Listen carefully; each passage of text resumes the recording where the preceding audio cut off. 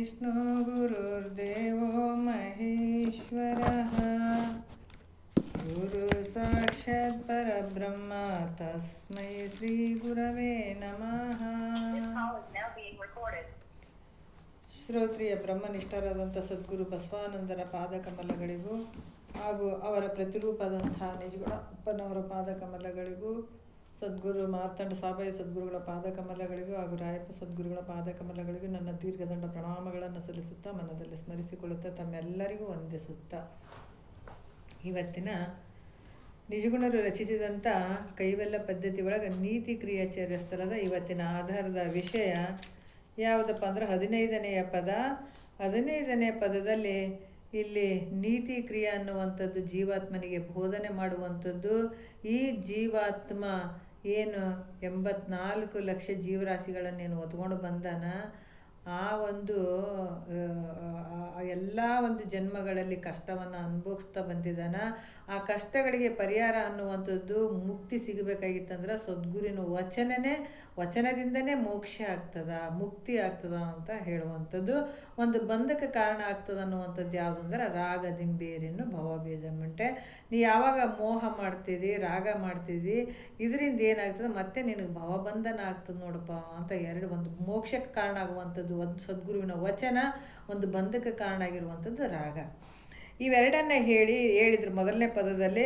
ಇಲ್ಲಿ ಯಾವ ರೀತಿಯಿಂದ ನೀತಿಯಿಂದ ನಡ್ಕೊಳ್ಬೇಕನ್ನುವಂಥದ್ದು 15ನೇ ಪದದಲ್ಲಿ ಹೇಳ್ತಾರೆ.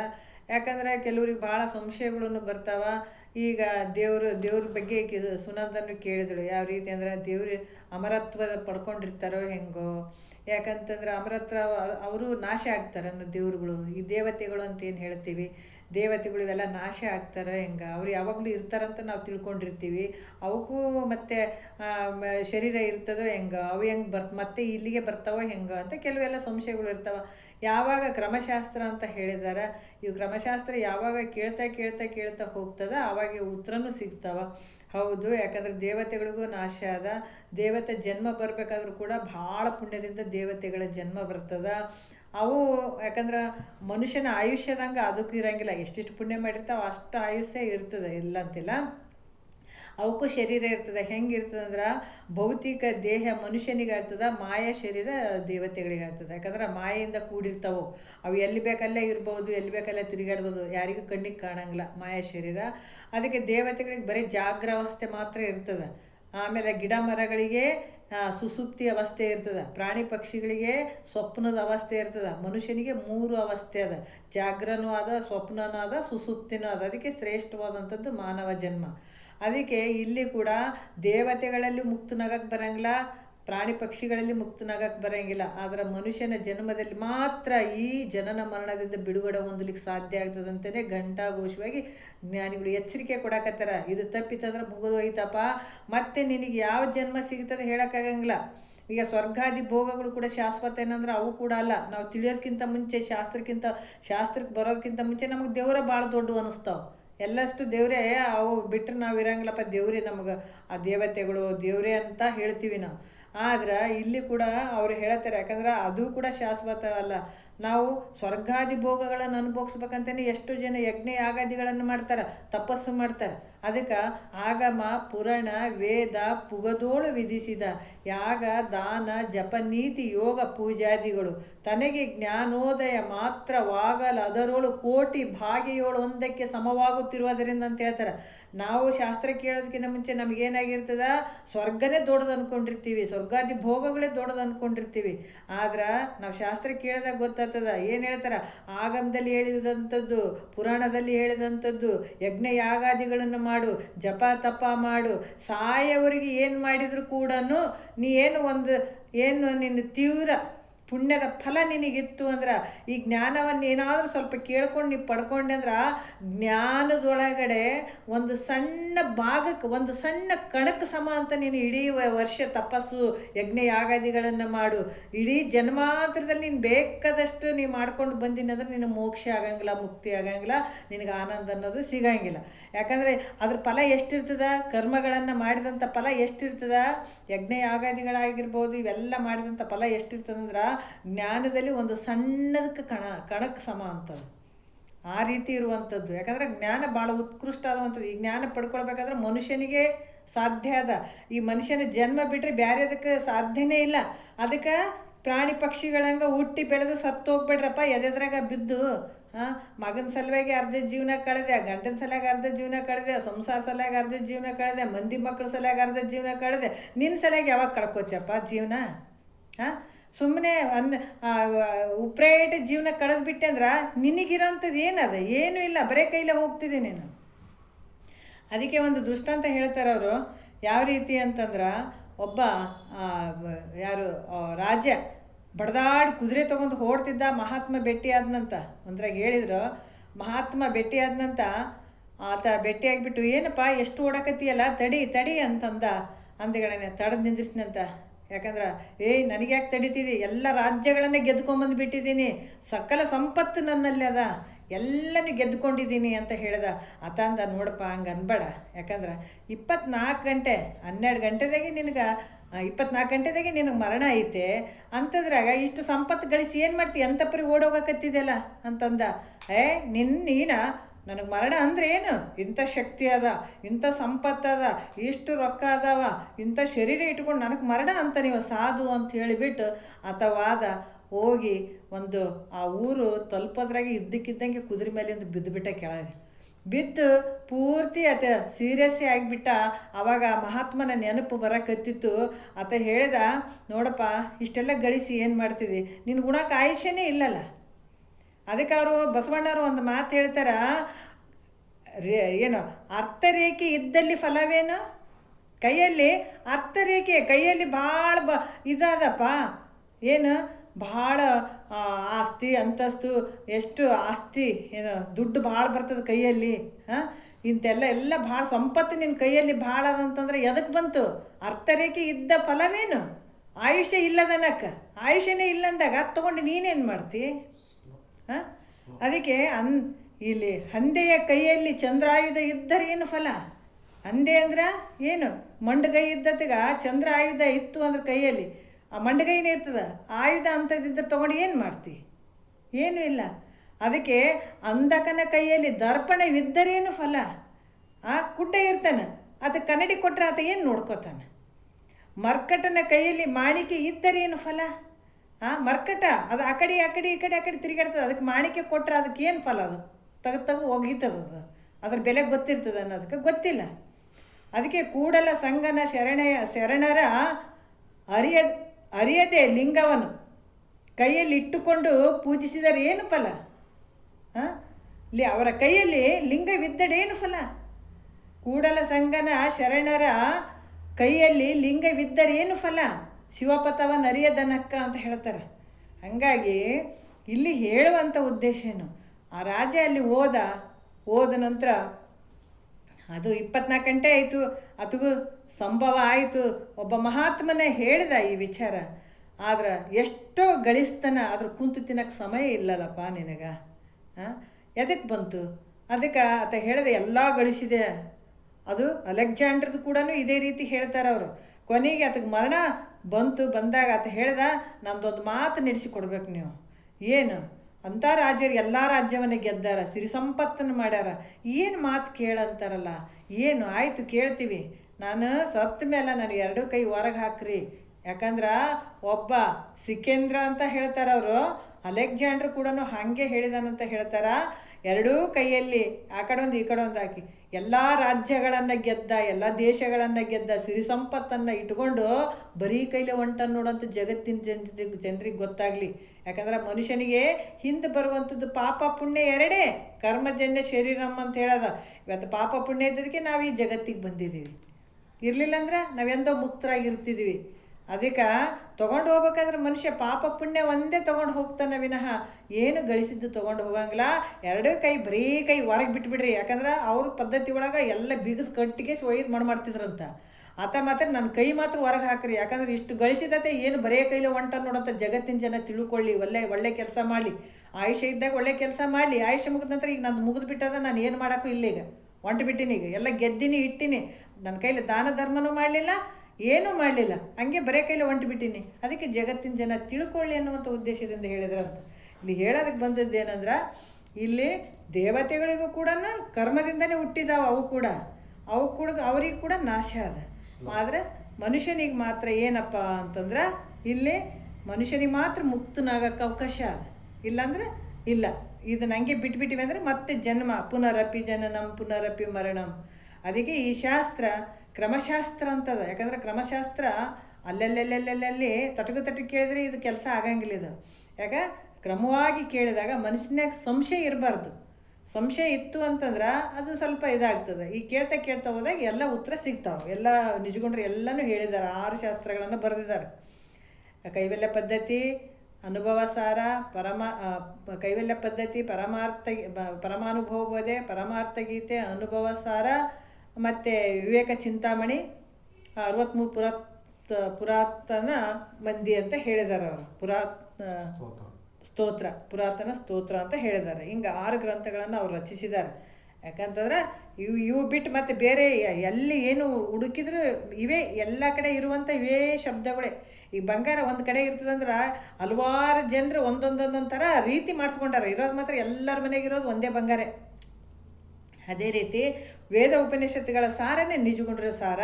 ಜಗತ್ತಿನಾಗ ಎಲ್ಲೆಲ್ಲೋ ಏನೇನು ಹೇಳ್ತಾರೆ ಅಂದ್ರೆ ಕೂಡ ಇದನ್ನೇ ಆಭರಣಗಳನ್ನು ಮಾಡ್ಕೋತಾರೆ ವಿನಃ ಬೇರೆ ಆಭರಣ ಮಾಡ್ಕೊಳ್ಳೋಕೆ ಸಾಧ್ಯ ಇಲ್ಲ. ಹಾಗಾಗಿ ಇದು ಭಾಳ ಉತ್ಕೃಷ್ಟವಾದಂಥದ್ದು. ಸರ್ಪಭೂಷಣವ್ರದ್ದು ನಿಜಗೊಂಡ್ರದ್ದು ತಲೆ ಮೇಲೆ ಇಟ್ಕೊಂಡು ಕುಣಿತಾರೆ ಯಾರು ಮಹಾತ್ಮರು. ಅಷ್ಟೊಂದು ಉತ್ಕೃಷ್ಟವಾದಂಥ ಗ್ರಂಥಗಳಿವು. ಅದಕ್ಕೆ ಇಲ್ಲಿ ಕೂಡ ಎಲ್ಲರೊಡನೆ ವೈರವಿಲ್ಲದೆ ಕೂರ್ಪುದೆ ಚಂದಮಮ, ತಲ್ಲಣಿಸಿದೆ ನೀತಿಯಲ್ಲಿರಲ್ ಅರ್ಪುದೆ ಚಂದಮಮ ಅಂತ ಜೀವಾತ್ಮನಿಗೆ ನೀತಿಯಲ್ಲಿರಪ್ಪ ಅಂತ ಬೋಧನೆ ಮಾಡಕತ್ತಾರೆ. ಈ ಜೀವಾತ್ಮನಿಗೆ ಹೇಳುವಂಥದ್ದು. ಪುರುಷ ಅಂದರೆ ಯಾರು ಅಂದ್ರೆ ಗಂಡ್ಮಗ ಅಲ್ಲ, ಹೆಣ್ಮಗಳು ಅಲ್ಲ, ಪುರುಷಾರ್ಥ. ಪುರುಷ ಅಂತಂದರೆ ಏನಪ್ಪ ಅಂದ್ರೆ ಜೀವಾತ್ಮ. ಪುರುಷಾರ್ಥಗಳು ಅಂದರೆ ಪುರುಷನಿಗಿರುವಂತಹ ಲಾಭ ಏನು, ಆತ ಏನು ಮಾಡ್ಕೊಳ್ಬೇಕನ್ನುವಂಥದ್ದು ಧರ್ಮ, ಅರ್ಥ, ಕಾಮ, ಮೋಕ್ಷ. ಇವು ಪುರುಷಾರ್ಥಗಳು ಅಂತ ಹೇಳ್ತಾರೆ. ಯಾಕಂದ್ರೆ ಜೀವಾತ್ಮನಿಗಿರುವಂಥದ್ದು. ಅದಕ್ಕೆ ಇಲ್ಲಿ ಕೂಡ ಹೇಳ್ತಾರೆ ಯಾವ ರೀತಿ ಅಂತಂದ್ರೆ ದುರಿತ ಯಾವುದು 3ನೇ ನುಡಿಯಲ್ಲಿ ದುರಿತ ವೆಳ್ಳಿನಿತಾದರೂ ನೇತಿ ಗಳೆವುದೇ ಚಂದಮಮ, ದೊರಕಲೇನದರೋಳು ಪರಿಣತೆ ದಳೆವುದೇ ಚಂದಮಮ, ಕರಣವನು ಅಖಿಳ ಸಂಸರಣದಿಂ ಸೆಳೆಯುವುದೇ ಚಂದಮಮ, ವರಪುಣ್ಯಲತೆಯ ನಾವರಿಪಂತೆ ಬೆಳೆಯುವುದೇ ಚಂದಮಮ ಅಂತ ಹೇಳ್ತಾರೆ. ಯಾಕಂದ್ರೆ ನಿನ್ನೆ 2 ನುಡಿ ಆಗಿದ್ದಾವೆ ಇದ್ರಾಗ. ದೊರಕಲೇನದರೋಳು ಪರಿಣತೆ ದಳೆಯುವುದೇ ಚಂದ ಮಮ ಅನ್ನಂಥದ್ದು ಆಗ್ಯದ. ಇವಾಗ ಕರಣವನು ಅಖಿಳ ಸಂಸರಣದಿಂ ಸೆಳೆಯುವುದೇ ಚಂದಮಮ. ಕರುಣ ಕರಣ ಎರಡಕ್ಕೂ ವ್ಯತ್ಯಾಸ ಅದ. ಒಂದು ಸ್ವಲ್ಪ ರೂ ಮಾಡಿದ್ರೆ ಕರುಣ ಆಗ್ತದೆ. ಕರಣ ಅಂತಂದ್ರೆ ಈ ಮನ, ಬುದ್ಧಿ, ಚಿತ್ತ, ಅಹಂಕಾರಗಳು, ಜ್ಞಾನೇಂದ್ರಿಯಗಳು, ಕರ್ಮೇಂದ್ರಿಯಗಳು ಇವೇನದಾವಂದ್ರೆ ಇವು ಕರಣಗಳು ಆಗ್ತಾವೆ. ಕರಣ ಇವನ್ನ ಏನಂದ್ರೆ ನಾವು ಎಲ್ಲಿ ಯಾವ್ಯಾವ ಕಡೆ ಹಾಕಿಬಿಟ್ಟಿವಿ. ಈಗ ಕಾಮ, ಕ್ರೋಧ, ಮದ, ಮೋಹ, ಮಾತ್ಸರ್ಯ ಅಂತ ಹೇಳ್ತೀವಿ. ಅವು ನಾವು ಬೇರೆ ಕಡೆ ಬಳಸಕತ್ತೀವಿ. ಈಗ ಮನಸ್ಸು, ಬುದ್ಧಿ, ಚಿತ್ತು, ಅಹಂಕಾರ ಇವೆಲ್ಲ ನಮಗೆ ದೇವ್ರು ಮಾಡಿದಂಥ ಒಂದು ಸಾಧನಗಳು. ಇವು ನಾವು ಮನಸ್ಸನ್ನು ಮಾಡ್ಕೊಂಡಿವೇನು? ನಮ್ಮ ಶರೀರದಾಗ ಏನೇನು ಮಾಡ್ಕೊಂಡಿವಿ? ಯಾರಾದ್ರೂ ಮಾಡ್ಯಾರೇನು? ಇಲ್ಲ. ಅದು ನಮ್ಮ ಪಾಪ ಪುಣ್ಯದಿಂದನೇ ಈ ಶರೀರ ರೆಡಿಯಾಗಿ ಬಂದದ. ಈಗ ಮನಸ್ಸನ್ನು ತಂದೆ ತಾಯಿ ಮಾಡಿದ್ರ, ಕಣ್ಣು ಮಾಡಿದ್ರ, ಮೂಗು ಮಾಡಿದ್ರ, ಕಿವಿ ಮಾಡಿದ್ರ, ಬುದ್ಧಿ ಮಾಡಿದ್ರ, ಏನು ಮಾಡಿದ್ರು? ಏನಿಲ್ಲ. ಅವ್ರು ಏನೇನು ಮಾಡಿಲ್ಲ. ಸುಮ್ಮನೆ ನಮ್ಮ ಮಗ ನಂಬುದು ಅಂತ ಈ ಒಂದು ಬಂಧನದಾಗ ನಾವೇ ಸಿಕ್ಕಾಕೊಂಡು ಬಿಟ್ಟಿವಿ. ಎಂಥ ಬಂಧನ ಅಂದ್ರೆ ಯಾರಿಗೆ ಕಣ್ಣಿಗೆ ಕಾಣಂಗಿಲ್ಲ. ಕಾಣದೇ ಇರುವಂಥದ್ದು ಸರ್ಪಳಿ ಇನ್ನೂ ಒಂದೊಂದು ಸಲಕ್ಕೆ ಅದು ಜೋರಾಗಿ ಜಗ್ಗಿದ್ರೆ ಬಿಚ್ಚಬೋದು. ಆದರೆ ಬಿಚ್ಚಲಾರ್ದಂಥ ಸರ್ಪಳಿ ಕಟ್ಕೊಂಡು ಕುಂತ್ಬಿಟ್ಟಿದ್ದೀವಿ ನಾವು. ಯಾರಿಗ್ಯಾರು ಕಾಣಂಗಿಲ್ಲ. ಒಬ್ಬೊಬ್ಬರು ಸರ್ಪಳಿಗಳು ದಪ್ಪ ಅದಾವು. ಯಾಕಂದ್ರೆ ಕಣ್ಣಿಗೆ ಏನೋ ಒಂದು ಪ್ರಾಣಿ ಪಕ್ಷಿಗಳಿಗೆ ಆ ಸರ್ಪಳಿ ಹಾಕಿದ್ರೆ ಕಣ್ಣಿಗೆ ಕಾಣಿಸ್ತದೆ. ಈ ಸರ್ಪಳಿ ಹಾಕ್ಯಾರಪ್ಪ, ಇದು ಸಣ್ಣದದ, ಇದು ದೊಡ್ಡದದ ಅಂತೀವಿ. ಆದರೆ ಜಗತ್ತಿನ ಜನರ ಸರ್ಪಳಿಗಳು ಹೆಂಗವಂದ್ರೆ ದಪ್ಪ ಅದಾವ. ಒಬ್ಬೊಬ್ರಿಗೆ ಎಷ್ಟೋ ಜನ್ಮ ಅಂತೂ ಅರಿಯಂಗಿಲ್ಲ ಅಂಥ ಸರ್ಪಳಿ ಹಾಕ್ಕೊಂಡು ಕುಂತ್ಬಿಟ್ರೆ. ಯಾಕಂತಂದ್ರೆ ಸಂಸಾರ ದೊಡ್ಡ ಸಂಸಾರ ಅಂದ್ಕೊಂಡು ಸರ್ಪಳಿ ಹಾಕ್ಕೊಂಡು 7 ಜನ್ಮಕ್ಕೂ ಅದು ವಾಸನೆ ಹೋಗೇ ಇರಬಾರ್ದು ನೋಡಿ, ಅಂಥ ವಾಸನೆ ಇಟ್ಕೊಂಡು ಕುಂತ್ಬಿಟ್ರೆ. ಅದಕ್ಕೆ ಇಲ್ಲಿ ಹೇಳ್ತಾರೆ ಅವರು. ಯಾವ ರೀತಿ ಹೇಳ್ತಾರಪ್ಪ ಅಂದ್ರೆ ಕರಣವನು ಅಖಿಳ ಸಂಸರಣ. ಅಖಿಳ ಅಂದ್ರೆ ಈ ಸಂಸಾರದಿಂದ ಅಲ್ಲೇನು ಮನಸ್ಸು, ಬುದ್ಧಿ, ಚಿತ್ತ, ಅಹಂಕಾರ ಇವು ಜ್ಞಾನೇಂದ್ರಿಯಗಳು ಇವೆಲ್ಲವನ್ನು ಎಲ್ಲಿ ಇಟ್ಟಿದೆಯಪ್ಪ? ಬೇರೆ ಜಾಗದಾಗ ಇಟ್ಬಿಟ್ಟಿದೆ. ಅದು ಒಂದು ಕರೆಂಟ್ ಅದ, ಆ ಕಡೆ ಒಳ್ಳೆಯದಕ್ಕೂ ಉಪಯೋಗ ಮಾಡ್ಕೋಬೋದು, ಕೆಟ್ಟದಕ್ಕೂ ಉಪಯೋಗ ಮಾಡ್ಕೋಬೋದು. ಅದರಿಂದ ಸಾಯ್ಬೋದು, ಒಳ್ಳೆ ರೀತಿಲಿಂದನೂ ಅದನ್ನು ಬಳಸ್ಬೋದು. ಅದೇ ರೀತಿ ಶರೀರಕ್ಕಿರುವಂಥ ಈ ಕರಣಗಳು ಏನದಾವಪ್ಪ ಅಂದ್ರೆ ಇವು ಒಳ್ಳೆಯದಕ್ಕೂ ಬಳಸ್ಬೋದು, ಕೆಟ್ಟದಕ್ಕೂ ಬಳಸ್ಬೋದು. ಅದಕ್ಕೆ ಇವು ಬಹಿರ್ಮುಖ ಆಗಿಬಿಟ್ಟಿದಾವೆ. ಯಾಕೆ ಹೊರಗಡೆನೇ ನೋಡ್ತಾವೆ. ಯಾಕಂದ್ರೆ ತನ್ನನ್ನು ತಾನು ವಿಚಾರ ಮಾಡ್ಕೊಳ್ಳೋದಕ್ಕೂ ಅಲ್ಲ, ಮಂದಿನ ವಿಚಾರ ಮಾಡೋಕ್ಕೆ ಹೋಗ್ತಾವೆ ಇವು. ಯಾಕಂದ್ರೆ ತನ್ನನ್ನು ವಿಚಾರ ಮಾಡ್ಕೊಳ್ಳೋದು ಈ ಮನ ಬಹಿರ್ಮುಖವಾಗಿ ಹೋಗಿದಾವೆ. ಅದಕ್ಕೆ ನಿನ್ನನ್ನು ನೀನು ವಿಚಾರ ಮಾಡ್ಕೊಳಕ್ಕೆ ಬಳಸಪ್ಪ ಇದು. ಅದಕ್ಕೆ ಇಲ್ಲಿ ಕೂಡ ಹೇಳ್ತಾರ, ಕರಣವನ್ನು ಅಖಿಲ ಸಂಸಾರ ನದಿ ದಳೆಯುವುದೇ ಚಂದ ಅಮಮ.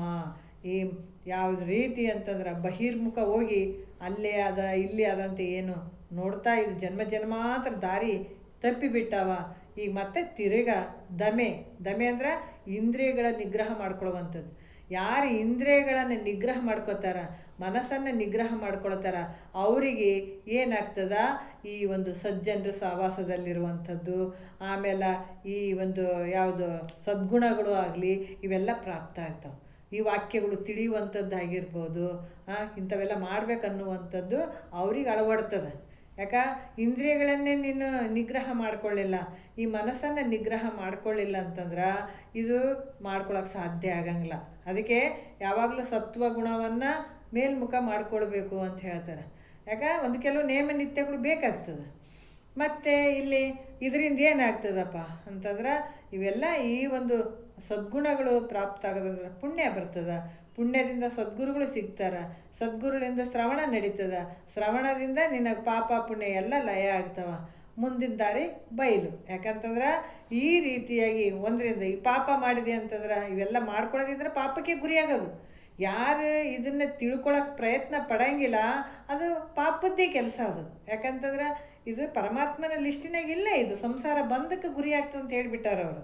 ಮತ್ತು ಮಾಡಬಾರ್ದೇನ್ರಿ, ಬಿಟ್ಕೊಟ್ಟು ಓಡೋಗ್ಬೇಕೇನ್ರಿ ಅಂತ ಅಲ್ಲ. ಯಾಕಂದ್ರೆ ಮಾಡೋಕೆ ಬಂದೀವಿ ಅಂತಂದಮೇಲೆ ಇದನ್ನು ಮಾಡ್ಬೇಕು. ಮತ್ತು ಮುಂದಿನ ಪದದಾಗೂ ಹೇಳ್ತಾರೆ ಅವರು, ಭಾಳ ವಿಚಾರವಾಗಿ ಹೇಳ್ತಾರೆ ಅವರು.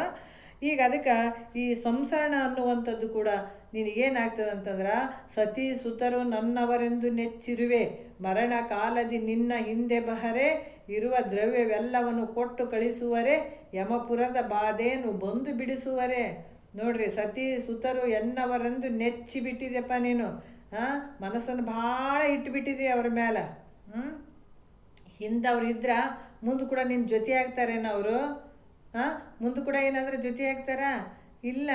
ಅದಕ್ಕೆ ಇಲ್ಲಿ ಕೂಡ ಹೇಳ್ತಾರೆ ಯಾವ ರೀತಿ, ಒಬ್ಬ ಮಗಳು ಮನೆಯಾಗಿದ್ದಳು, ತಾಯಿ ಸತ್ತಾಳ, ಅವ್ರ ಕಾಲಾಗ ದುಡ್ದಾಳ, ಎಲ್ಲ ಮಾಡ್ಯಾಳ, ಆಕಿನ ಜನ್ಮ ನಾಯಿ ರೂಪ ಆಗಿ ಹುಟ್ಟಿತು.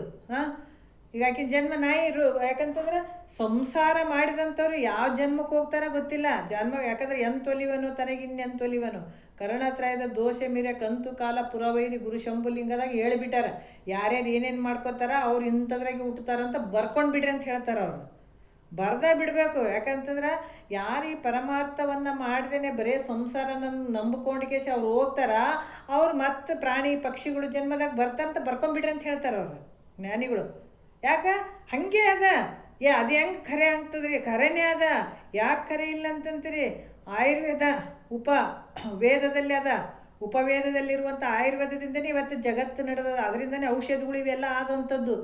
ಏನು ಊಟ ಮಾಡ್ಬೇಕನ್ನುವಂಥದ್ದು ಪರಮಾತ್ಮನೇ ಕೊಟ್ಟದ್ದು ನಮಗೆಲ್ಲ. ಯಾರನ್ನು ಕಂಡಿಡ್ದೀವಿ ಅಂತ ಗಿನ್ನಿಸ್ ದಾಖಲೆ ಬರ್ದಾರೇನು ಇವತ್ತ?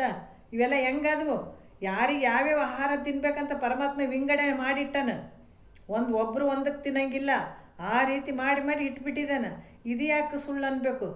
ಅದಕ್ಕೆ ಇಲ್ಲಿ ಕೂಡ ಹೇಳ್ತಾರೆ. ಯಾಕಂತಂದ್ರೆ ಒಬ್ಬೊಬ್ರಿಗೆ ಒಂದೊಂದು ರೀತಿ ಆಹಾರ, ಒಬ್ಬೊಬ್ರಿಗೆ ಒಂದೊಂದು ರೀತಿಯಿಂದ ಒಂದು ವಿಚಾರಗಳನ್ನು ಇಲ್ಲಿಟ್ಟಿದ್ದಾನೆ. ಅದಕ್ಕೆ ಈ ಮನಸ್ಸು ಕೂಡ ಹಲವಾರು ಒಂದು ವಿಚಾರಗಳನ್ನು ಮಾಡ್ತಾ ಹಲವಾರು ದುಃಖಗಳನ್ನು ಇದು ಹೊಂದುತ್ತದೆ. ಅದಕ್ಕೆ ಇಂದು ಕೂಡ ಹೇಳ್ತಾರೆ, ಇಂದ ಆ ನಾಯಿಯಾಗಿ ಏನು ಮಗಳು ಆಕೆ ಅಂದಳು, ನೀನು ಸಂಸಾರದಾಗೆ ಇಷ್ಟೆಲ್ಲ ಮಾಡಿದಿ, ಆಯ್ತು ನಮ್ಮ ಲೆಕ್ಕದಾಗಿಲ್ಲ ಅಂತ ಹೇಳಿದ್ರು. ಆಕೆ ತನ್ನ ಮಾಡಿದ ಪ್ರಕಾರ ಅದು ನಾಯಿಯಾಗಿ ಹುಟ್ಟಿದಳು. ಆಯಿತು, ಅದೇ ಮನೆಗೆ ಹೋದಳು ಆಕೆ, ಅದು ನಾಯಿಯಾಗಿ ಹೋಯ್ತು ಪಾಪ. ಹೋದಗಳೇ ತಮಗಾಗಿ ದುಡ್ದಂಥ ತಾಯಿ ನಾಯಿಯಾಗಿ ಹೋಗ್ಯಾಳ. ಆಮೇಲೆ ಈ ಮಕ್ಕಳು ಮನೆಗೆ ಅದಾರ, ಗಂಡ ಮಕ್ಕಳು ಅವರೆಲ್ಲ ಅದಾರ. ನಾಯಿ ಪಾಪ ಹೋಗ್ಕೇಸಿ ಹಿಂಗೆ ನಿಂತಿತ್ತು, ನನ್ನ ಮನೆ ಅದ, ನನ್ನ ಮಕ್ಕಳು ಅದಾರ, ನಾ ಇಷ್ಟು ದುಡ್ದಿದ್ದಲ್ಲ ಈ ಮನೆಗಂತೂ ನಿಂತಿತ್ತು ಬಡ್ಗಿ ತೊಗೊಂಡು ಒಡೆದು ಕಳಿಸಿದ್ರು ಹೊರಗೆ. ಅಂದ್ರೆ ಅವ್ರು ಏನಾದರೂ ನೀನು ದುಡ್ದಿದ್ದು ಮಾಡಿದಂಥ ಮುಂದೆ ಏನಾದರೂ ಬಂದು ನೀನು ತಿಳ್ಕೊಂಡ್ರ, ನೀನು ಗೊತ್ತು ಮಾಡ್ಕೊಂಡ್ರ, ಗೊತ್ತಿಟ್ಕೊಂಡ್ರ ಅವ್ರ್ಯಾರ ನೀನು ಯಾರು, ಮತ್ತೆ ಮುಂದೆ ಹೋದೆ ಅಂದ್ರೆ ಅವ್ರ್ಯಾರ ನೀನು ಯಾರು, ನಿನಗೆ ಅವರಿಲ್ಲ ಅವ್ರು ನಿನಗಿಲ್ಲ. ಅದಕ್ಕೆ ಅಂಥದನ್ನು ಗುತ್ತಿಗೆ ಹಿಡಿದು ನೀ ಯಾಕೆ ಕಳ್ತೀಯಪ್ಪ ಹಾಂ ಹಿಂದೂ. ಅದಕ್ಕೆ ಸತಿ ಸುತರು ಎನ್ನವರೆಂದು ನೆಚ್ಚಿರುವೆ. ಎಲ್ಲ ನಂದಂತ ಬಡ್ಕೊಂಡಿದ್ದಿ, ಮನಸ್ಸಿನಾಗ ಗಂಟು ಹಾಕಿ ಬಿಡ್ತಿದ್ದಿ, ಗಂಟು ಹಾಕೊಂಡು ಬಿಡ್ತಿದ್ದಿ. ಮನಸ್ಸು ಏನಾಗ್ತದ ದುಃಖನಿಂದ ಹತ್ಕೊಂತ ಹೋಗ್ತದಲ್ಲ ಮನಸ್ಸು. ಅದಕ್ಕೆ ಅದನ್ನು ಮೊದಲು ತೆಗೀರಿ ಅಂತಾರೆ ಅವರು ಜ್ಞಾನಿಗಳು. ಯಾಕಂತಂದ್ರೆ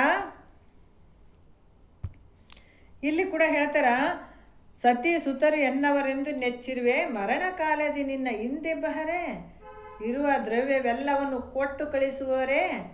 ಅದಕ್ಕೆ ಇಲ್ಲಿ ಕೂಡ ಹೇಳ್ತಾರೆ ಯಾವ ರೀತಿ ಅಂತಂದ್ರೆ, ನಿನಗೇನಾದ್ರೂ ಬಂಗಾರ ಬೆಳ್ಳಿ ಎಲ್ಲ ಅದಾವೇನು ಅಂತ ಇಟ್ಟು ಕಳಿಸ್ತಾರ ನಿನಗೆ ಇಲ್ಲ. ಕಿವಿಂದ ಏನಾರು ಇದ್ದು ಅಂದ್ರೆ ಅದು ಒಬ್ಬರು ಇರಲಿ ಬಿಡು ಅಂತಂತಿರ್ತಾರೆ, ಕೆಲವರು ಮತ್ತೆ ಯಾಕೆ ಬಿಡ್ತೀರಿ ಅದರಿಂದ ಅಂತಂತಾರೆ ಕೆಲವರು. ಕಿವಿ ಕೂಡ ಹೊರಕೊಂಡ್ಗೆ ಶಾಳ್ಕೊಂಡು ಬಿಡ್ತಾರೆ ಬಂಗಾರದ. ಅಷ್ಟೆಲ್ಲ ನಡೀತದ. ಅದಕ್ಕೆ ನಿನ್ನ ಹಿಂದೆ ಬರೆ ಯಮಪುರದ ಬಾಧೆಯನ್ನು ಬಂದು ಬಿಡಿಸುವವರೇ. ಯಮಪುರದ ಬಾಧೆ ಯಮಧರ್ಮ ಹಿಡಿದು ಹೊಡಿತಿರ್ತಾನೆ. ನಿನಗೆ ಯಾವುದಕ್ಕೆ ಹೋಗಿದ್ದಿ ಭೂಮಿಗೆ, ಏನು ಮಾಡ್ಕೊಂಡು ಬಂದಿದ್ದಿ, ಅರಿಷ್ಟಿಗೇಡಿ ಅಂತ ಬಡಿಗೆ ತೊಗೊಂಡು 4 ಏಟು ಹೊಡಿತಿರ್ತಾನೆ. ಅವಾಗ ನನ್ನ ಸಲಗೆ ದುಡ್ದಾರ ನಮ್ಮ ಅಪ್ಪ, ನಮ್ಮ ಸಲಗೆ ಮಾಡ್ಯಾರಪ್ಪೋ ನಮ್ಮ ಅವ್ವ ಅಂತ ಏನಾರ ಬಿಡ್ಸಕ್ಕೆ ಬರ್ತಾರೆ ನಿನಗೆ? ಏನೂ ಇಲ್ಲ. ಮುಂದೆ ನಿನಗಾಗುವರೇ ಮುಂದೆ ಮತ್ತೆ ಬಂದು ನಮ್ಮವ್ವ ನಮ್ಮ ಅಪ್ಪ ಅಂತ ಮುಂದೆ ಕೂಡ್ತಾರ ನಿನಗೆ ಅಲ್ಲಿ. ಮತ್ತು ಮುಂದಿನ ಜನ್ಮಕ್ಕೆ ಹೋದಾಗ ಅವರೇ ಅಂತೇನು ಏನಾದರೂ ಬಂದು ಅಲ್ಲಿ ನಡಿತಾವೇನು? ಇಲ್ಲ, ಅವ್ರ್ಯಾರು ನೀನು ಯಾರು, ಅಲ್ಲಿ ಆದ್ರೆ ಅವ್ರ್ಯಾರು ನೀನು ಯಾರು, ಮುಗೀತು ಇಲ್ಲಿದು ಸಂತಿ. ಅದಕ್ಕೆ ಇವೇನು ಕರಣಗಳದಾವ, ಮನಸ್ಸು ಬುದ್ಧಿ ಚಿತ್ತು ಅಹಂಕಾರ ಇವೆಲ್ಲ ಅದಾವಲ್ಲ, ಇದಕ್ಕೆ ಬಳಸು. ಎದಕ್ಕೆ ನಿನ್ನನ್ನು ನೀ ತಿಳ್ಕೊಳಕ್ಕೆ ಬಳಸು. ನಾನು ಯಾರು ಅದೀನಿ ಅನ್ನೋದಕ್ಕೆ ತಿಳ್ಕೊಳಕ್ಕೆ ಬಂದಾವ ಇವೆಲ್ಲ ನಿನ್ನ ಸಾಧನಾಗಿ ಅಂದಾಗ ಇದಕ್ಕೆ ಬಳಸ್ಕೊಳಪ್ಪ. ನಾ ಯಾರಿದ್ದೀನಿ, ಹೆಂಗದ ನನ್ನ ಸ್ವರೂಪ ಹೆಂಗದ ಅದನ್ನು ನೀ ತಿಳ್ಕೊಳ್ಳೋದಕ್ಕೆ ಬಳಸು. ಇದು ಬಿಟ್ಟು ಬೇರೆ ಬೇರೆದಕ್ಕೆ ಬಳಸ್ಕೊಂಡೆ ಅಂದ್ರೆ ವ್ಯರ್ಥವಾಗಿ ಹಾಳಾಗಿ ಹೋಗ್ತಾವಲ್ಲಪ್ಪ. ಅವಕ್ಕೂ ಟೈಮ್ ಅದ. ಯಾಕಂತಂದ್ರೆ ಈಗ ಬೇರೆ ಬೇರೆ ಅವಕ್ಕೂ ಟೈಮ್ ಇರ್ತದೆ. ಎಕ್ಸ್ಪೈರಿ ಡೇಟ್ ಅಂತೀವಿ. ಎಕ್ಸ್ಪೈರಿ ಡೇಟ್ ತಿನ್ನಕ್ಕೆ ನಮ್ಗೆ ಹೆಂಗಾಗ್ತದೆ, ಹಂಚಿಗೆ ಬರ್ತದೆ ನಮ್ಗೆ. ಏನಾದ್ರು ತಿಂತೀವೇನು ಎಕ್ಸ್ಪೈರಿ ಡೇಟ್ ಆಗ್ಯದಂದ್ರೆ ಕೂಡ ತಿಂದ್ರೆ ಅದು ಗುಳಿಗೆ ಪಳಿಗೆ ತಿಂದ್ರೆ ಸತ್ತು ಹೋಗ್ತಾರೆ. ಅದಕ್ಕೆ ಇವು ಕಣ್ಣಿಗೂ ಎಕ್ಸ್ಪೈರಿ ಡೇಟ್ ಅದ, ಕಿವಿಗೆ ಅದ. ಯಾಕಂದ್ರೆ 30-40 ವರ್ಷ ತನಕ ಇಷ್ಟು ಎಕ್ಸ್ಪೈರಿ ಡೇಟು. ಕೆಲವಂತ ಹಿಟ್ಟುಗಳಾಗ ಇರ್ತಾವೆ, ಇಷ್ಟು ದಿವಸ ಎಕ್ಸ್ಪೈರಿ ಡೇಟು. ಎಕ್ಸ್ಪೈರಿ ಡೇಟ್ ಅಲ್ಲ, ಅದು ಏನು ಲಾಸ್ಟ್ ಡೇಟ್ ಇರ್ತದೆ. ಆಮೇಲೆ ನಾರ್ಮಲ್ ಅಷ್ಟು ಸರಿ ಇರಂಗಿಲ್ಲ. ಬೆಸ್ಟ್ ಬಿಫೋರ್ ಅಂತ ಇರ್ತದೆ. ಇಷ್ಟು ತನಕ ಚಂದ ಇರ್ತದೆ, ಅಷ್ಟರಲ್ಲಿಂದ ಬಳಸ್ಬೋದು ಬಿಡ್ಬೋದು ಅನ್ನೋದು ಲೆಕ್ಕದಾಗಿರ್ತದೆ ಬೆಸ್ಟ್ ಬಿಫೋರ್ ಅಂತೇಳಿ.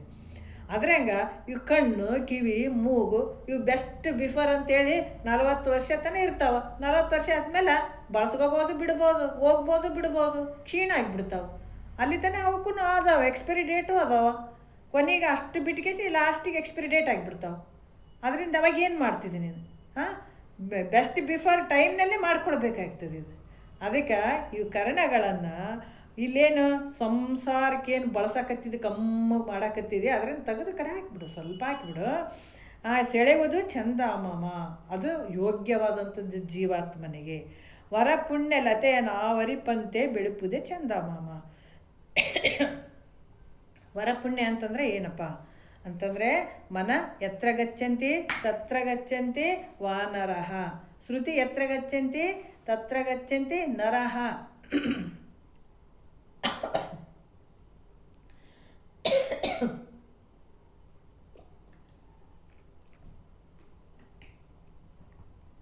ಇಲ್ಲಿ ಹೇಳ್ತಾರೆ. ಯಾಕಂತಂದ್ರೆ ವರಪುಣ್ಯ ಅಂತಂದರೆ ಹೆಂಗಪ್ಪ ಅಂತಂದ್ರೆ, ನನ್ನ ಮನಸ್ಸಿಗೆ ಬಂದಾಗ ನಾ ಮಾಡ್ಕೊಳ್ತೀನಿ ಅನ್ನೋದು ಅಲ್ಲ. ಯಾಕಂದ್ರೆ ಶ್ರುತಿ ಪ್ರಮಾಣದಲ್ಲಿ ಏನಿರ್ತದ ಆ ಪ್ರಕಾರ ನಡ್ಕೊಂಡು ಅಲ್ಲಿ ಸದ್ಗುಣಗಳನ್ನು ಪ್ರಾಪ್ತಿ ಮಾಡಿಕೊಂಡು ಯಾವುದು ವಿವೇಕ ವೈರಾಗ್ಯ ಶಮೆ ದಮೆ ತಿತಿಕ್ಷೆ ಇವೆಲ್ಲ ಮೈಗೂಡಿಸ್ಕೊಂಡು ಅಲ್ಲಿ ಒಂದು ಪುಣ್ಯ ಕಾರ್ಯಗಳನ್ನು ಮಾಡುವಂಥದ್ದು, ಅದು ವರಪುಣ್ಯ ಅಂತ ಹೇಳ್ತಾರೆ. ಅದರಿಂದನೇ ಪುಣ್ಯ ವರಪುಣ್ಯ ಏನು ಹೇಳ್ತಾರೆ. ಯಾಕಂತಂದ್ರೆ ವರಪುಣ್ಯ ಲತೆ ಅಂದ್ರೆ ಬಳ್ಳಿ, ಅದು ವರಪುಣ್ಯ ಲತೆಯ ನಾವರಿಪಂತೆ ಬೆಳೆಯುವುದು, ಅದು ಬೆಳೆಸ್ಕೊಳ್ಬೇಕಾದಂಥದ್ದು. ಯಾಕಂದ್ರೆ ಅದು ಬೆಳೆಯುವಂಥದ್ದು ಎಲ್ಲಿಯಪ್ಪ ಅಂತಂದರೆ, ಈ ವರಪುಣ್ಯ ಎಲ್ಲಿ ಬೆಳೀತದಪ್ಪ ಅಂತಂದರೆ ಯಾವುದು ವರಪುಣ್ಯ ಅಗಲದಂತೆಲೆ ದೇವ ಸಹಜ ಭಾವ ಗಿರಿಜೆಯ ಸುತೆ ಭಾವ ಅಂತ ಒಂದು ಹಾಡದಲ್ಲಿ ಹೇಳ್ತಾರೆ. ಯಾಕಂದ್ರೆ ಇಂಥ ವರಪುಣ್ಯ ಎಲ್ಲಿ ಆಗ್ತದಪ್ಪ ಅಂದ್ರೆ ಸಜ್ಜನರ ಸಹವಾಸದಲ್ಲೇ ಇದು ಬೆಳೀತದೆ, ಇಲ್ಲ ಅಂತಂದರೆ ಬೆಳೆಯಂಗಿಲ್ಲ. ಯಾಕಂತಂದ್ರೆ ಅವರ ಒಂದು ಸಜ್ಜನರ ಸಹವಾಸದಲ್ಲಿ ನಮಗೆ ಸದ್ಗುಣಗಳು ಪ್ರಾಪ್ತ ಆಗ್ತಾವ, ಅಲ್ಲಿ ಹಲವಾರು ವಿಚಾರಗಳು ನಮ್ಗೆ ಗೊತ್ತಾಗ್ತದೆ, ಆಮೇಲೆ ಸದ್ಗುಣಗಳು ಪ್ರಾಪ್ತ ಆಗ್ತಾವ. ಇದರಿಂದ ಏನಾಗ್ತದೆ ಅಂತಂದ್ರೆ ವರಪುಣ್ಯ ಅಲ್ಲಿ ಬೆಳೀತದೆ. ಆ ಬೆಳೆದ ತಕ್ಷಣ ಏನಾಯ್ತದೆ ಅಂದರೆ ಅದೇ ಒಂದು ಪುಣ್ಯದಿಂದ ನಮ್ಗೆ ಈ ಒಂದು ಜ್ಞಾನವನ್ನು ಅಳವಡ್ತದೆ. ಇದರಿಂದ ನಮ್ಗೆ ಅತ್ಯಂತ ದುಃಖ ನಿವೃತ್ತಿ ಆಗ್ತದೆ, ಪರಮಾನಂದದ ಪ್ರಾಪ್ತಿ ಆಗ್ತದೆ. ಅದಕ್ಕೆ ಪ್ರತಿಯೊಬ್ಬರು ಕೂಡ ಈ ವರಪುಣ್ಯ ಲತೆಯನ್ನು ಆವರಿಪಂತೆ ಬೆಳುಪುದೇ ಈ ಜೀವಾತ್ಮನಿಗೆ ಯೋಗ್ಯವಾದಂಥದ್ದು. ಅದಕ್ಕೆ ಶ್ರುತಿಯಲ್ಲಿ ಹೇಳದೇ ಇರುವಂಥ ವಿಚಾರಗಳನ್ನು ನಾನು ಯಾವ್ದ್ಯಾವ್ದು ಮಾಡ್ತೀನಿ ಅಂತಂದ್ರೆ ಅದು ಮತ್ತೆ ನೀನು ಭೋಗಕ್ಕೆ ಗುರಿ ಆಗ್ತದೆ. ಅದರಿಂದ ಏನಾಗ್ತದಪ್ಪ ಅಂದ್ರೆ ಪಾಪ ಪುಣ್ಯ ಆಗ್ತದೆ. ಪಾಪ ಪುಣ್ಯದಿಂದ ಏನಾಗ್ತದ, ಅಲ್ಲಿ ಹಲವಾರು ರೀತಿಯಿಂದ ನರಕಗಳನ್ನು ಅನುಭವಿಸ್ಬೇಕಾಗ್ತದೆ. ಮತ್ತು ಅದರಿಂದ ಕನಿಷ್ಠ ಯೋನಿಗೆ ಹೋಗ್ಬೇಕಾಗ್ತದೆ, ಮತ್ತು ಅದರಿಂದ ಕನಿಷ್ಠ ಶರೀರಕ್ಕೆ ಹೋಗ್ಬೇಕಾಗ್ತದೆ. ಮತ್ತು ಅಲ್ಲಿ ಏನಾಗ್ತದೆ, ತಿರ್ಗ ನಿನಗೆ ದುಃಖ ಆಗ್ತದಪ್ಪ ಅಂತ ಕೂಡ ಹೇಳ್ತಾರೆ ಅವರು. ಮತ್ತು ಇಲ್ಲಿ ಹೇಳ್ತಾರೆ ಭವರಿಪು, ಯಾವುದು 4ನೇ ನುಡಿಯಲ್ಲಿ, ಭವರಿಪು ಮರಳ ದಂದವನೊಂದಿ ಗೆಲ್ಲುವುದೇ ಚಂದ ಮಾಮ, ಜವನ ದಾಳಿಯ ನುಡಿಸುವ ಭಕ್ತಿಗೊಲಿಯುವುದೇ ಚಂದ ಮಾಮ, ಶಿವಪದ ಧ್ಯಾನ ಲಕ್ಷ್ಯವ ನೋಡಿ ನಲಿಯುವುದೇ ಚಂದ ಮಾಮ, ತವೆ ತನ್ನ ನಿಜವನ್ನರಿವ ಯುಕ್ತಿಗಲಿಯುವುದೇ ಚಂದ ಮಾಮ ಅಂತ ಹೇಳ್ತಾರೆ. ಭವರಿಪು ಮರಳ ದಂದವನೊಂದಿ ಗೆಲ್ಲುವುದೇ ಚಂದ ಮಾಮ. ಯಾಕಂದ್ರೆ ಜನನ ಮರಣ ಅನ್ನುವಂಥದ್ದು ದೊಡ್ಡ ರೋಗ. ಅದರಿಂದ ಅದಕ್ಕೆ ಮತ್ತೆ ಬರಲೇಬಾರ್ದು ಅನ್ನುವಂಥದ್ದನ್ನು ಅದರಿಂದ ಗೆಲ್ಲುವಂಥದ್ದೇ ಮನುಷ್ಯನಿಗೆ ಯೋಗ್ಯವಾದಂಥದ್ದು. ಅಂದ್ರೆ ಅದೇ ಒಂದು ಜಯ ಆಗಿರುವಂಥದ್ದು ಅಂತ ಹೇಳ್ತಾರೆ. ಯಾಕಂದ್ರೆ ಈ ಜನನ ಅದಕ್ಕೆ ಸುಮ್ಮನೆ ಕಾಲವನ್ನು ಕಳೆದು ಸಾವುದು ಚಿತವೇ, ನೆಮ್ಮಿ ನಿಜವನ್ನು ಮುಕ್ತಿ ಒಡೆಯದೇ ಮನುಜ ಹೇಳ್ತಾರೆ ನೋಡ್ರಿ ಅವ್ರು. ಯಾಕಂತಂದ್ರೆ ಭವರಿಪು ಮರಳ ದಂದವನ್ನು ನೊಂದಿ ಗೆಲ್ಲುವುದೇ ಚಂದ ಮಾಮ. ಅದಕ್ಕೆ ಇಲ್ಲಿ ಯಾವ ರೀತಿ ಅಂತಂದ್ರೆ ಇಲ್ಲಿ ಅವಣಿಸಬಾರದ ಹಲವು ದುಃಖಗಳನ್ನು ಅನವರತ ಅನುಭವಿಸುವ ನಿನಗಿನ್ನು ಸವೇದಾನಂದಬಹುದು ಗುರು ಶಂಭುಲಿಂಗದ ಸುವಿಚಾರ ಭಜನೆ ಭಕ್ತಿಗಳನ್ನೆಂಬುದನ್ನು ಹಿರಿಯದಂತ ಅಲ್ಲಿ ಸುಮ್ಮನೆ ಕಾಲವನ್ನು ಕಳೆದು ಸಾವುದು ಉಚಿತವೇ ಅದರಲ್ಲಿ ಹೇಳ್ತಾರೆ ಅವರು. ಭವರಿಪು ಅಂತಂದ್ರೂ ಕೂಡ ಜನನ ಮರಣ ಅನ್ನುವಂಥದ್ದು ದೊಡ್ಡ ರೋಗ ಐತಪ್ಪ. ಈ ಶರೀರಕ್ಕೆ ಧಾತುಜ, ಆಮೇಲೆ ಏನು ಕರ್ಮಜ ಧಾತುಜ ಅಂತ ಅನ್ನುವಂಥದ್ದದ. ಶರೀರಕ್ಕೆ ಬಂದಂಥ ಈ ರೋಗವನ್ನು ಡಾಕ್ಟ್ರ್ ಹತ್ರ ತೋರಿಸ್ಬೋದು, ಆದರೆ ಜನನ ಮರಣ ರೋಗಕ್ಕೆ ಯಾರು ಔಷಧ ಕೊಡ್ತಾರ ಅಂತಂದ್ರೆ ಸದ್ಗುರುವಿನಿಂದನೇ ಸಿಗ್ತದೆ. ಯಾಕಂದ್ರೆ ಮತ್ತೆ ಎಷ್ಟೋ ಜನ ಮುಂದಿನ ಜನ್ಮ 7 ಜನ್ಮಕ್ಕೂ ನಾನೇ ಇರಬೇಕು, ನೀನೇ ಇರಬೇಕು. ನೋಡ್ರಿ, ಯಾವಾಗ ಅಜ್ಞಾನದಾಗಿದ್ದಾಗ ಇವು ಮಾತುಗಳು ಇವೆಲ್ಲನೂ. ಯಾಕಂದ್ರೆ ನಾವು ಕೇಳಲಾರ್ದಾಗ ಈ ಮಾತುಗಳು ಭಾಳ ಸತ್ಯ ಅನಿಸಿರ್ತಾವೆ. 7 ಜನ್ಮಕ್ಕೂ ಹುಟ್ಟಿ ಬರಬೇಕು, ನಾನು 7 ಜನ್ಮಕ್ಕೆ ನನ್ನ ಗಂಡ ಇವನೇ ಆಗಬೇಕು, 7 ಜನ್ಮಕ್ಕೆ ನಾನು ಹೇಳ್ತೀವಿ, ಹಿಂಗೆ ಹಿಡ್ಕೊಂಡು ಕುಂತಿರ್ತೀವಿ ನಾವು. ನೋಡ್ರಿ, ಜ್ಞಾನಿ ಅಂದನ ಮೊದಲು ಇದರಿಂದ ಪಾರಾಗ್ರು ಯಪ್ಪ ಅಂತ ಅವ್ರು ಬಡ್ಕೋತಾರ, ನಾವು 7 ಜನ್ಮಕ್ಕಂತ ಕೈ ಹಾಕಕತ್ತೀವಿ. ಕಲ್ಲೋಡ್ರಿ ಹೆಂಗೆ. ಅದಕ್ಕೆ ಇವು ಯಾವನು ಬರ್ತಾನ, ಇದು ನಿದ್ರೆ ಬಾರದು ಪರಿಭವ ದುಃಖ ಸಮುದ್ರವೆನಿಸುವ ಸಾಯಸುವ ನೆನೆನೆನಂತ ಅವ್ರು ಅಂತಾರ. ಇವ್ರು ಚಂದ ಆಡ್ತಾರೆ, 7 ಜನ್ಮಕ್ಕೆ ನೀನೇ ಆಗ್ಬೇಕು, 7 ಜನ್ಮಕ್ಕೆ ನಾನೇ ಆಗ್ಬೇಕಂತ ನಾವು ತಿಳಿಲಾರ್ದ ನಾವು ಇದ್ರ ಲೋಕದಾಗ ನಾವು ಹೋಗ್ತೀವಿ. ತಿಳ್ಕೊಂಡ್ರೆ ಎಂಥ ಒಂದು ದುಃಖ ಐತಿ. ಆ ದುಃಖ ಅನ್ನೋದು ಗೊತ್ತೇ ಇಲ್ಲಲ್ಲ, ಒಳಗೆ ಮನೆ ಮಾಡಿಬಿಟ್ಟದ. ಅದು ರೋಗ ಒಳಗ ತಿನ್ನಕತ್ತಿಬಿಟ್ಟದು. ಏನಂದ್ರೆ ಮೃತ್ಯು ದೇವತೆ ಏನು ಮಾಡಕತ್ತೆ, ಒಳಗ ನುಂಗಕತ್ತಿಬಿಟ್ಟಾಳ, ಗೊತ್ತೇ ಆಗವಲ್ದು. ಹೆಂಗೆ ಒಂದು ಕಪ್ಪಿ ಆವಿನ ಬಾಯಿಗೆ ಸಿಗಬಿದ್ದುಬಿಟ್ಟದು. ಸಿಗಬಿದ್ದು ಅಲ್ಲಿ ನೊಣ ಓಡಾಡ್ತಿದ್ವು ಅಂತ ಗಬಕ್ಕೆ ನೊಣ ಹಿಡಿದು ತಿನ್ನೋಕೆ ಪ್ರಯತ್ನ ಪಡ್ತಿತ್ತು ಅಂತ ಅಸ್ತು ಆವಿನ. ಅದಿನ್ನ ಕ್ಷಣದಾಗ ಒಳಗೆ ಹೋಗಕತ್ತಿದ ಅನ್ನೋದು ಅರಿವಿಲ್ಲ ಅದಕ್ಕೆ. ಅದ್ರಂಗ ಯಾವ ಟೈಮಿಗೆ ಎಲ್ಲಿ ಹಿಡಿದು ಬಿಡ್ತಾಳೆ ಅನ್ನೋ ಗೊತ್ತಿಲ್ಲ. ಅದು ಮಾಡಿದೆ ಇದು ಮಾಡಿದೆ, ಹಂಗಿರ್ಬೇಕು ಹಿಂಗಿರ್ಬೇಕು. ಆದ್ರೆ ನಮಗೆ ದುಃಖನೇ ಗೊತ್ತಿಲ್ಲ. ನಾವು ಎಲ್ಲಿ ಸಿಕ್ಕಾಕೊಂಡು ಬಿದ್ದೀವಿ, ಯಾರ ಬಾಯಾಗ ಸಿಕ್ಕಾಕೊಂಡು ಬಿದ್ದೀವಿ ಅನ್ನೋದೇ ನಮಗೆ ಅರಿವಿಲ್ಲ. ಅದಕ್ಕೆ ಇಲ್ಲಿ ಹೇಳ್ತಾರ ಯಾವ ರೀತಿ ಅಂತಂದ್ರೆ ಭವರಿಪು ಅನ್ನೋಂಥದ್ದು ಜನನ ಮರಣ ಅನ್ನುವಂಥದ್ದು ದೊಡ್ಡ ರೋಗ ಐತಪ್ಪ. ಇದರಿಂದ ಪಾರಾಗೋದೇ ನಿನ್ನ ಕೆಲಸ. ಎಂತೆಂಥ ಮಹಾತ್ಮರು ಅವರು ಈ ಒಂದು ದುಃಖಕ್ಕೆ ಅದಕ್ಕೆ ನೋಡಿ ಬಲ್ಲವರು. ಇದು ಯಾವುದು ಭೂಮಂಡಲದ ಭೋಗವನ್ನು ನೇತಿಗಳಿಯದೆ ಅಂತ ಹೇಳ್ತಾರೆ. ಯಾಕಂತಂದ್ರೆ ಕಂಡು ಕೇಳಿ ಮೋಹಿಪರೆ ಬಲ್ಲವರು. ಇದನ್ನು ಕೇಳಿ ಮತ್ತೆ ಮೋಹ ಮಾಡ್ತಾರೆ ಇದಕ್ಕೆ ಇಲ್ಲ. ಯಾಕಂದ್ರೆ ಭವಸಾಗರ ಅನ್ನುವಂಥದ್ದು, ಈ ಜನನ ಮರಣ ಅನ್ನುವಂಥದ್ದು ದೊಡ್ಡ ಶಿಕ್ಷೆ.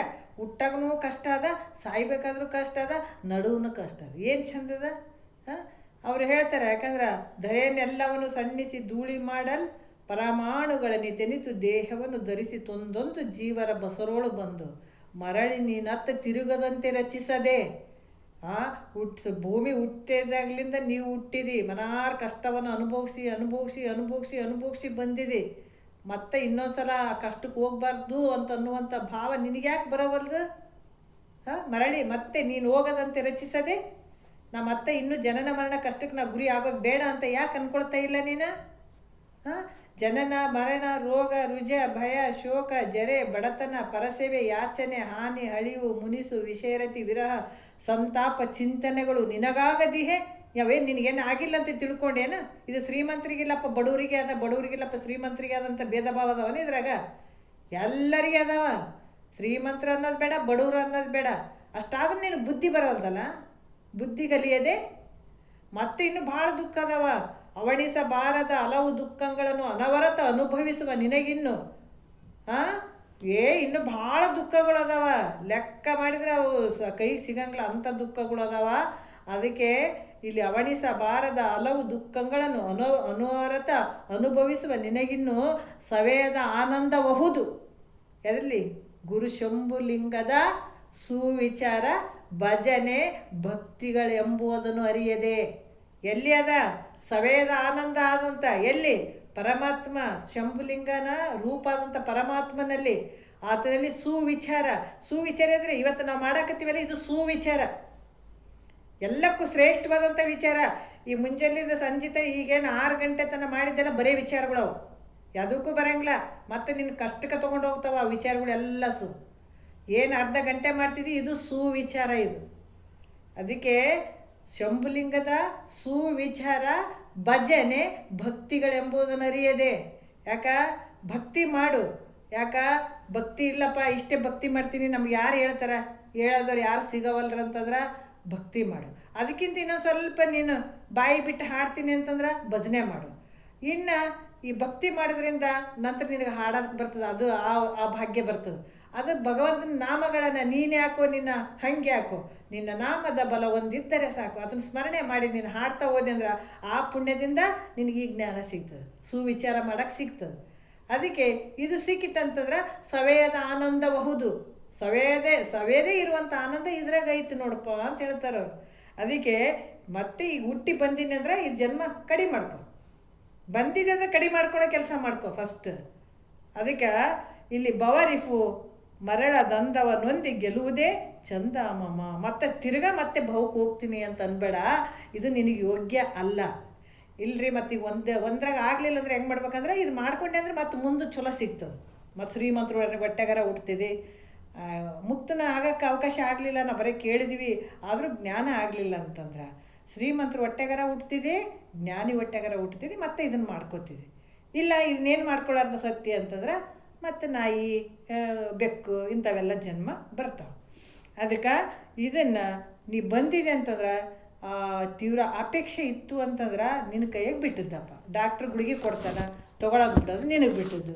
ಜ್ಞಾನಿಗಳು ನಾವು ಹೇಳ್ತೀವಪ್ಪ ನೀ ಮಾಡ್ಕೊಡ್ಬೇಕು, ನಿನ್ನ ಕಡೆ ಇತ್ತು ನೋಡಪ್ಪ, ಹಿಂಗೆ ಮಾಡ್ಕೊಂಡೆ ಅಂದ್ರೆ ಸವೇದ ಆನಂದವನ್ನೇ ನಿನಗಾಗ್ತದೆ. ಬೇರೆಯವ್ರಿಗೆ ಆಗ್ತದ? ನಿನಗೆ ಆಗ್ತದಪ್ಪ. ಅದಕ್ಕೆ ಇದನ್ನು ಮಾಡ್ಕೋ, ಈ ನೀತಿಯಲ್ಲಿ ಇರು ಅಂತ ಹೇಳಿಬಿಟ್ಟು ಜೀವಾತ್ಮನಿಗೆ ಇಲ್ಲಿ ಬೋಧನೆ ಮಾಡುವಂಥದ್ದು, ನೀತಿಯನ್ನು ಹೇಳುವಂಥದ್ದು ಜ್ಞಾನಿಗಳು. ಈ ರೀತಿ ಮಾಡಿಕೊಂಡಾಗ ನಿನ್ನ ಜನ್ಮ ಸಾರ್ಥಕ ಆಗ್ತದಂತ ಹೇಳಿ ಒಂದೆರಡು ಮಾತು ಗುರುಗಳು ಪಾದಕ್ಕೆ ಅರ್ಪಿಸಿ ಹರವು.